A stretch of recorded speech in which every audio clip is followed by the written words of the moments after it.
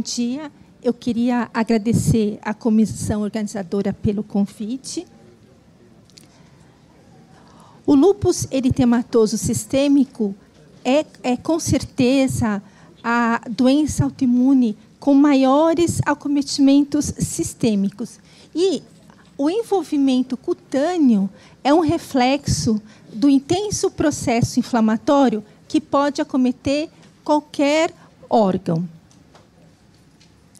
E uma característica importante dessa doença é a produção de múltiplos autoanticorpos.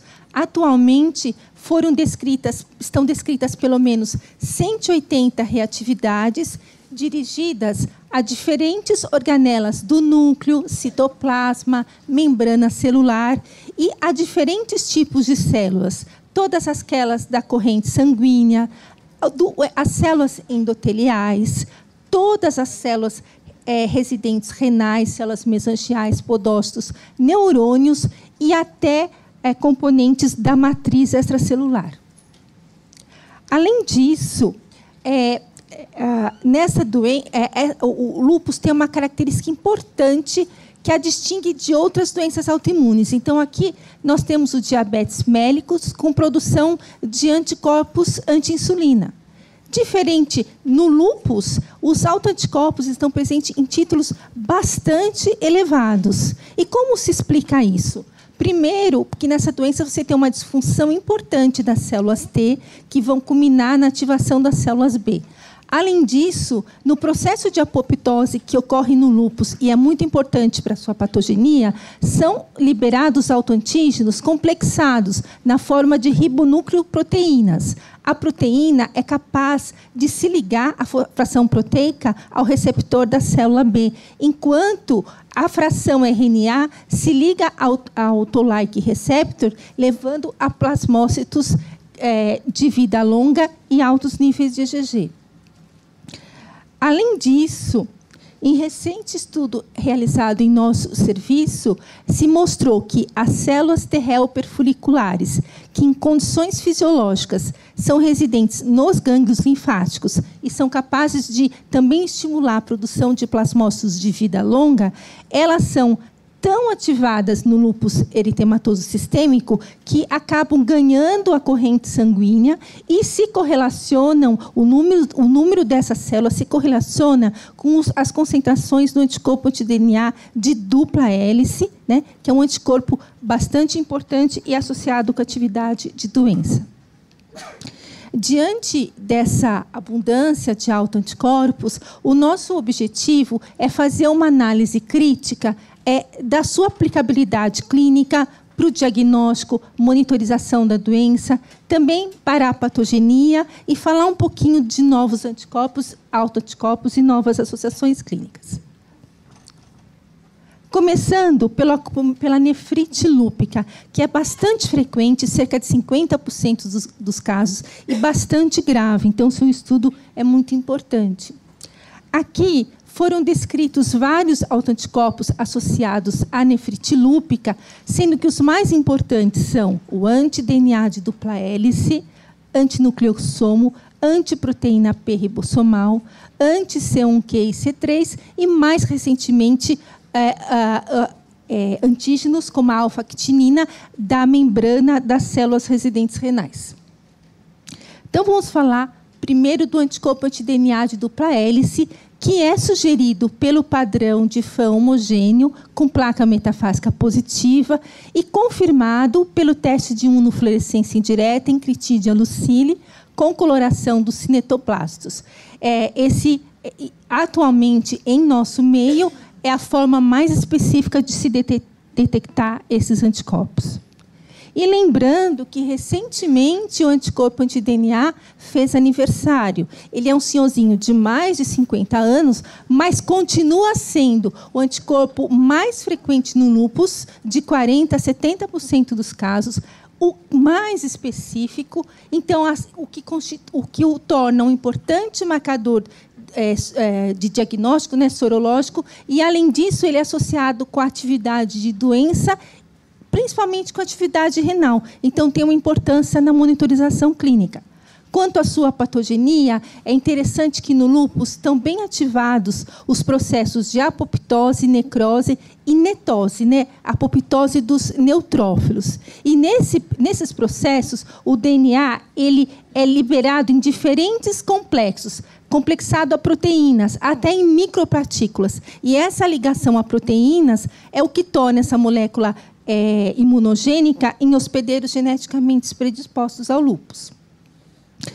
E, além disso, esse anticorpo é aquele que tem o maior corpo de evidências indicando a sua patogenicidade. Então, classicamente, se sabe que ele é capaz de ligar a componentes da matriz extracelular e também no plasma, né, levando a imunocomplexos de produção in situ renal ou que se depositam no rim. Mas mais recentemente se observou que ele tem uma reatividade cruzada com uma série de proteínas das membranas das células renais, então mesangiais, tubulares, podócitos e células endoteliais, principalmente alfa-actinina, laminina e anexina 2, o que pode levar a disfunções celulares.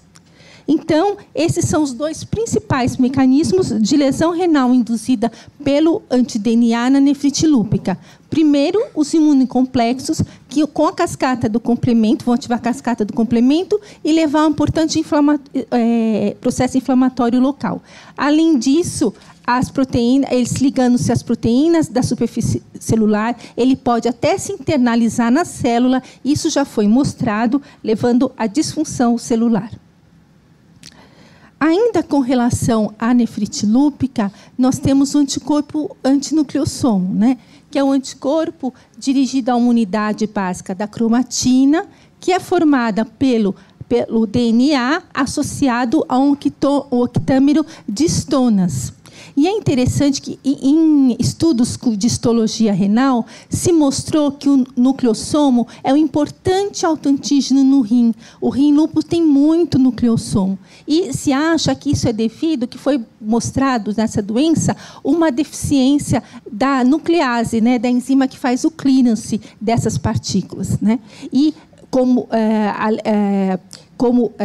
estudos mais recentes se mostrou que realmente ele tem uma associação com a atividade renal.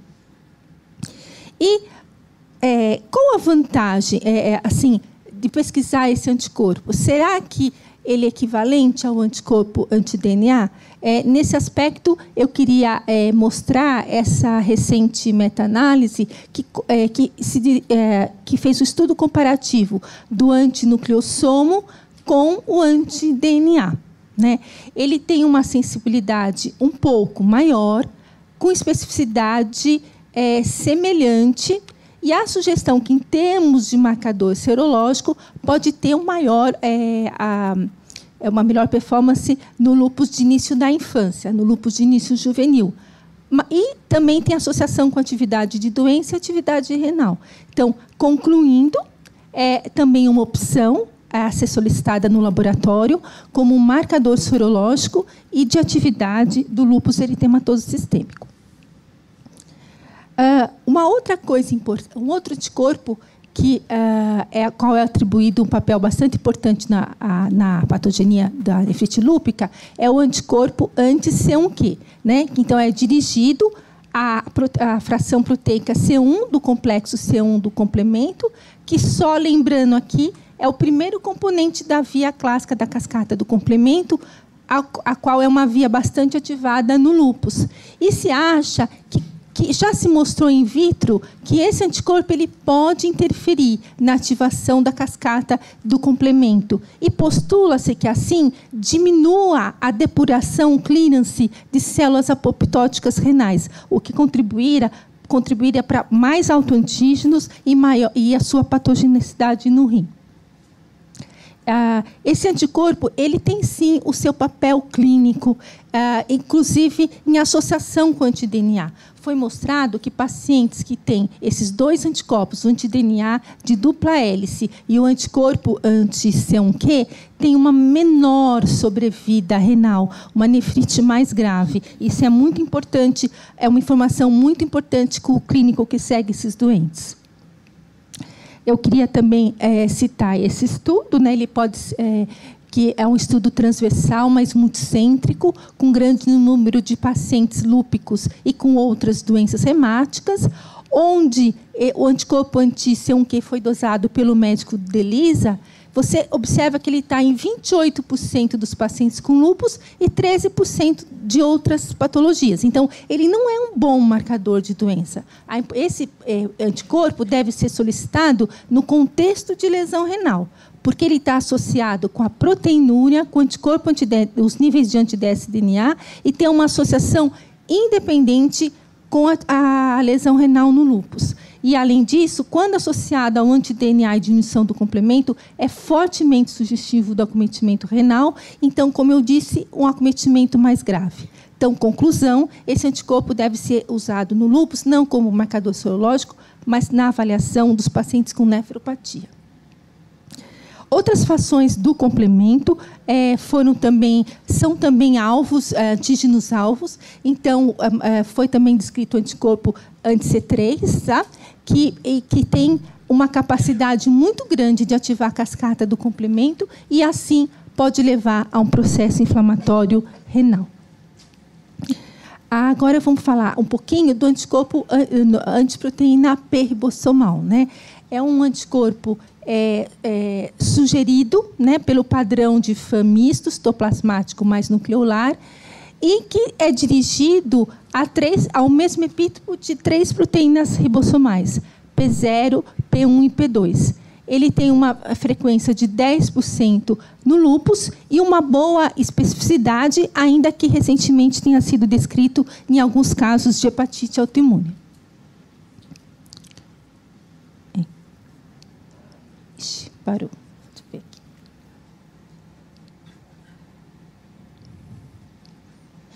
aqui. Isso. Mais recentemente, foi observado em 2 estudos coordenados pela professora Heloísa Bonfá, foi associado que esse anticorpo foi associado à presença de glomerulonefrite membranosa ou classe 5, né, um dos tipos da classificação da lesão renal no lúpus eritematoso sistêmico, e, além disso, foi associado, na ausência do anti-DNA, com uma melhor sobrevida renal. Então, do ponto de vista clínico, também pode ser utilizado em pacientes com nefropatia. E eu queria citar aqui uma nova perspectiva, né? São anticorpos que foram dirigidos contra a membrana celular renal, tá? Na nefrite lúpica. Então, eu vou citar esse estudo que estudou pacientes lúpicos com e sem nefrite, pacientes com outras doenças autoimunes e controles normais. E eles foram determinados por Western blot usando uma linhagem celular renal, são as células REG, que são células embrionárias humanas renais. Eles foram encontrados.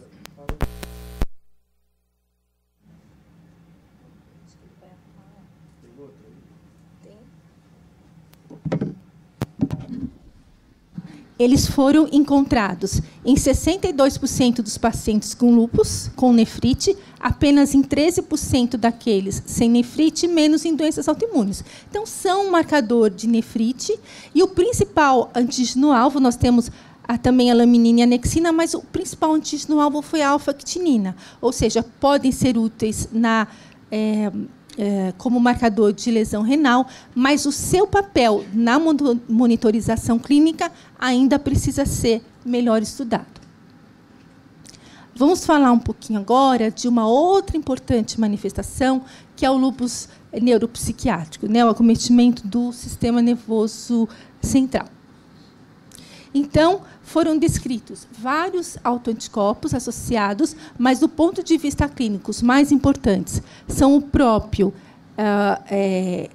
anti-DNA de dupla hélice, os antifosfolípides e também dirigidos ao receptor do glutamato do tipo NR2 e o anticorpo anti-P ribossomal. Então, vamos falar primeiro dos anticorpos dirigidos aos receptores do glutamato. Eles não são específicos de lúpus. Eles foram inicialmente descritos em encefalites autoimunes de outras causas e eles têm um papel patogênico bastante estudado. Eles são capazes de ativar esses canais de membrana, né, os receptores do glutamato, que levam a um grande influxo de íons no neurônio. Além disso, eles são capazes de se internalizar nos neurônios e culmina tudo isso com a apoptose dos neurônios do hipocampo. Tá?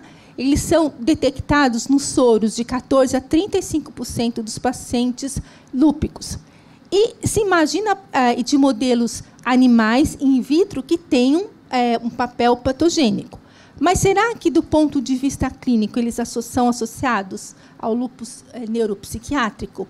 Os resultados dos estudos no soro, na literatura, são divergentes. Porém, a maioria dos estudos indica que sua pesquisa pode ser útil para o diagnóstico do lúpus neuropsiquiátrico, principalmente quando detectado no líquor. Vamos falar um pouco sobre o anticorpo antiproteína P ribossomal. Esse é um anticorpo que também tem um razoável corpo de evidências que indicam um possível papel patogênico. Então, primeiro, eu queria citar um modelo experimental em que o anti-P, quando injetado no ventrículo de ratos, ele pode levar a um distúrbio olfatório, que é equivalente nos humanos ao comportamento depressivo. Além disso, foi mostrado que esse anticorpo ele pode se ligar a receptores, isso in vitro, a receptores de membrana dos neurônios e levar à apoptose dessas células. E, mais recentemente, em um estudo orientado pela professora Heloísa Bonfá, foi mostrado que o anticorpo anti-P, quando injetado no ventrículo de ratos, além das alterações comportamentais, ele leva a alterações do eletroencefalograma com espículas epiléticas. Tá? Agora, a patogenia, a gente tem um razoável corpo de evidência.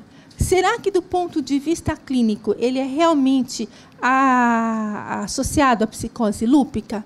Se você for ver na literatura, os estudos transversais têm resultados divergentes. Mas eu queria citar esse estudo europeu multicêntrico, com mais de 1.000 pacientes com diagnóstico de lúpus, que foram incluídos no estudo ao início da doença, então, o lúpus inicial, no máximo 15 meses, né? E que fez um segmento bastante longo, longitudinal, de 10 anos, acompanhando os eventos neuropsiquiátricos, que foram classificados de uma forma bastante criteriosa. E no baseline, ele dosou anticoagulante lúpico, anticardiolipina, né, anti-beta-2 glicoproteína, né, os antifosfolípides, o anti-P ribossomal e também o anticorpo ao receptor do glutamato, mas aqui no soro, né? Ele não fez dosagem no líquido. Psiquiátricos, sendo que 2 anticorpos foram preditores. O anticoagulante lúpico ele foi associado com os fenômenos trombóticos, acidente cerebrovascular e trombose do seio cavernoso, enquanto o anticorpo anti-P foi um preditor de psicose futura, então reforçando a importante aplicabilidade clínica do mesmo. Só lembrando que ele pode ser também detectado pelo método de ELISA, mas hoje em dia o padrão ouro ainda é o teste de imunoblotting, que é mais específico. Vamos falar um pouquinho sobre o lúpus cutâneos. Também aqui, vários anticorpos foram descritos. Esse aqui eu coloquei porque é recente, é bastante interessante. No lúpus foram detectados anticorpos anti a vitamina D, mas aqui os mais importantes são os anticorpos anti-Rho e anti-LA, né? que são sugeridos no teste de FAM por um padrão pontilhado fino, né, com placa negativa, e que são dirigidos às proteínas Rho de 60 e 52 kilodaltons e à proteína LA de 50 kilodaltons. Ele é muito útil do ponto de vista clínico, ele é um marcador da lúpus neonatal, que é uma síndrome decorrente da passagem transplacentária do anti-Rho e que melhora quando a criança atinge 6 meses de idade, porque é clareada a IgG materna, porém, ele também cursa com bloqueio cardíaco congênito, que é irreversível. E o anti-Rho está também associado às lesões cutâneas do lúpus, do tipo lúpus subagudo. Mas será que o anti-Rho tem algum papel patogênico? É interessante que, diferente do anti-P, do anti-DNA, ele tem um menor corpo de evidências. Mas eu achei esse estudo interessante. A gente sabe que o envelhecimento é associado ao encurtamento dos telômeros, né, das porções terminais dos cromossomos. E um estudo avaliou os telômeros nos monócitos do sangue periférico de pacientes lúpicas e controles. E é maior o encurtamento nas lúpicas. Então, elas têm um envelhecimento celular mais precoce. E esse fenômeno foi associado à presença do anti-Rho, sugerindo um possível papel patogênico, né? Quanto à síndrome de Sjögren associada ao lúpus, lembrando, né, a síndrome de Sjögren, autoimunidade de parótidas e de glândulas lacrimais, levando à diminuição da secreção dessas glândulas e a boca seca e olho seco, né? O anticorpo mais importante é o anti-Rho, marcador no lúpus, né, dessa síndrome. NUMA1 e alfa-fodrina também anti-NUMA1 e anti-alfa-fodrina também são associados, mas são mais raros, né? E eu queria também falar um pouquinho sobre a hipertensão pulmonar no lúpus. Ela é uma manifestação mais rara, mas ela é bastante grave e é de difícil monitorização clínica, saber se o paciente está melhorando. E aqui, recentemente, foi publicado, o ano passado, esse estudo, que é uma nova perspectiva. Ele estudou os anticorpos no lúpus dirigidos ao receptor de endotelina. Então, a gente sabe que o receptor de endotelina ele está na superfície das células endoteliais, é estimulado pela endotelina 1 e leva à vasoconstrição. Daí, ele ser associado à hipertensão pulmonar. Inclusive, você bloqueando esse receptor, você melhora o quadro de hipertensão pulmonar. E, nesse estudo, as concentrações desse anticorpo no lúpus foram associadas mais altas concentrações, mais altos níveis de hipertensão pulmonar determinada pelo ecocardiograma. Então, talvez seja uma pesquisa, seja uma nova perspectiva de monitorização clínica do lúpus por um anticorpo, mas precisa ser melhor estudado. E, finalmente, eu queria falar um pouquinho sobre o envolvimento hematológico no lúpus. Então, nessa doença, todas as séries sanguíneas são acometidas.